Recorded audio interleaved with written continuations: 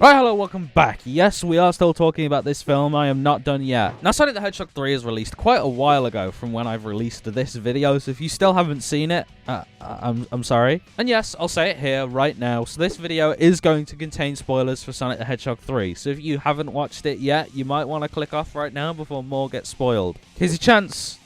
Okay, your chance has gone. Now I'm going to start talking about spoiler stuff. Now, we all know in Sonic the Hedgehog 3 that the Eclipse cannon blows up with Robotnik inside of it as he does his little farewell to Agent Stone and does all of his goodbyes, and it was a really sad and emotional moment. It seemed to be a close for the character and a goodbye for Jim Carrey's acting career, since he was announcing that he's retiring soon, which is quite upsetting. But like I spoke about in my last video, it seems that Jim Carrey has actually come out and clarified that he's not really retiring, he just kind of takes breaks in between films, and that if he was offered a place in Sonic the Hedgehog 4 and the script was good enough, he would easily come back for Robotnik yet again. And now this got me thinking, let's say if Eggman was managing to survive that explosion somehow, how would that have happened? How would he have got out of there alive? And well, after putting my head together for quite a while and really racking my brain for some thoughts, it seems that I might actually have an idea now. Now, if you're a true Sonic movie fan and you stayed until the very end to see the very final post-credit scene, literally the last couple of seconds of the film, then you will have seen a shot of Shadow actually picking up his inhibitor rings and putting them back on, basically saying that Shadow is still alive. And that despite the explosion looking like it killed Eggman and Shadow, Shadow was actually able to make it out alive. Now, in Eggman's final moments, we see that he actually sets up a live stream and basically talks to Agent Stone and basically says that he's going to sacrifice himself to save everybody, and that there's not really any way out for him, and he kind of goes out in like a hero's glory, if you know what I mean. Everyone sees it, everyone looks up to him, everyone thinks that he's really nice and really kind for doing something like that, and I think Shadow saw that as well. Now, we all know about Shadow's powers. We all know that he has some sort of powers that allow him to freeze time.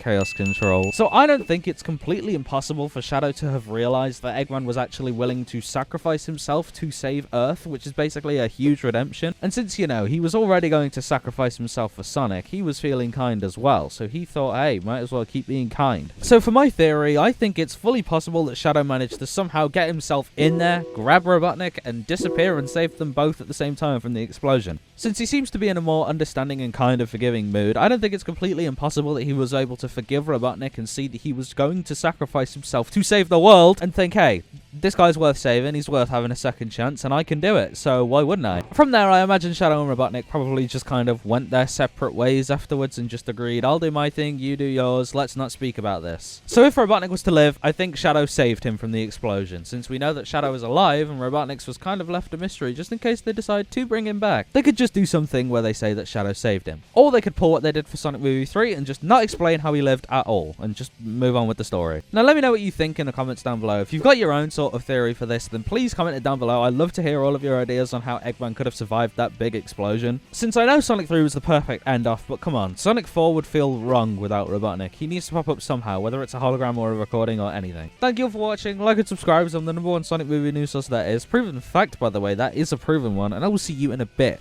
Good. Bye!